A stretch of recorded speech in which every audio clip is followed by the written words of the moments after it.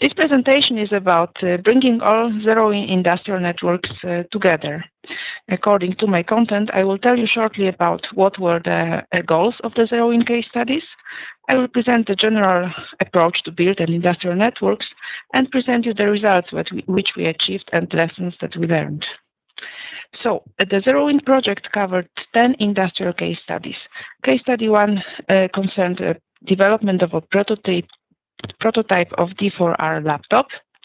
Then we had a prototype of D4R photovoltaic system, regional reuse network for ICT products or computers, mobile phones, which was located around Berlin.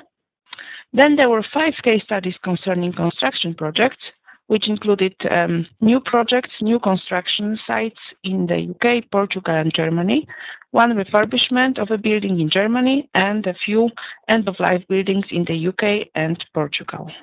Then we had a case study concerned with the development of a part of an automotive system in Germany. And finally, business-to-business electric and electronic equipment industrial network. The key framework aspects that we were trying to cover in the case studies was, first of all, to achieve zero waste to landfill. This was done through implementing ways to improve resource efficiency by implementing end-of-waste and byproducts concept.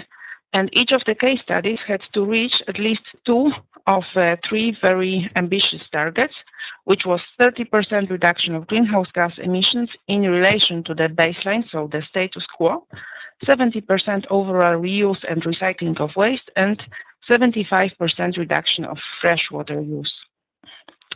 The methods that we have applied included, among others, supply chain management, eco-design, product stewardship, and very important was the industrial networks. What we understand by industrial networks? It is a cooperation between industries which is based on exchange of materials such as glass, wood, aluminium, plastics, components, water, and energy. How to identify an industrial network? So we have to find partners which would be able to cooperate with each other based on this material flows exchange. So first of all, it is useful or quite crucial to look in the region what kind of industries we can find which are located in the proximity of our industry. Then we could also see waste exchange websites which are existing and provide data about available secondary materials, and we can also post them information about our materials. Then there are already a few industrial symbiosis databases existing in Europe. And we also found out that it is very important to very well define the quality of the material that we need for our industry and also of the secondary material which we provide and could be used in another industry. Also, facilitator's role is very important because he is the person that manages all these materials flows and exchanges and tries to identify potential ends and uses of different materials.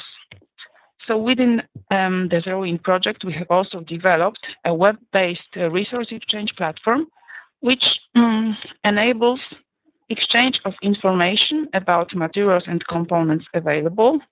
This is especially designed for the IT industry, but also other industries are as well included. And based on this information, the actual material flows, the physical flows can follow. In the initial part of the project, we have developed conceptual industrial network around our key industries. You can see here the key industries of the zero-in project are indicated in red. In the black arrows, you can see the potential material flows between them. In the blue arrows, you can see the potential water flows, and the red indicate energy flows. So this is just a concept, and this could be possible in the ideal world. In fact, we have a number of obstacles which we have to overcome to make it real. Also, not all material flows are that relevant in terms of environmental benefits. So one way to decide which flows are more important is to look at eliminating resources which are running out and trying to replace them by secondary materials, because the environmental impact of using these ones is very high. Here we can see an example of an industrial network developed around one of the construction projects which was implemented in Germany. You can see the initial network. So here is the construction site, and you can see the material flows which are either directed to the landfill or to the sorting plant. These are just a few flows. On the left-hand side, you can see the input materials, which are mostly original materials coming to the construction site. After implementing the zeroing strategies, you can see that the number of material flows which could be recovered from the site has increased strongly. All these materials could be diverted to another manufacturing industries and used either for another construction site or for other businesses. Also, it turned out that it was possible to reach, in most of the case studies, 2 out of these 3 environmental targets, which we aimed at. So you can see here in the green areas, it is indicated which target could be met. So to sum up, we have developed industrial networks, and we have proven that this is a powerful way to boost material efficiency and reduce environmental impact. The zeroing case studies have demonstrated that there is a large potential to improve industrial practices if the zeroing strategy would be implemented on daily basis in the European industry. However, there are a few existing barriers which need to be overcome. These include political barriers, organizational and institutional barriers. Also, the exchange of primary resources is now, the exchange of secondary resources is now hindered by low costs of primary resources. This will change in the future and will give more support for the industrial symbiosis. So the next step, we think, is to change our industry, the European industry, into global industrial network. We can see here the network, the regional network proposed for Japan. Now it's time for Europe.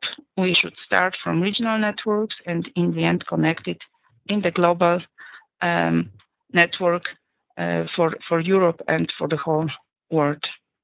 So thank you very much for your attention. If you have any questions, please give me a call or write me an email. Thank you very much.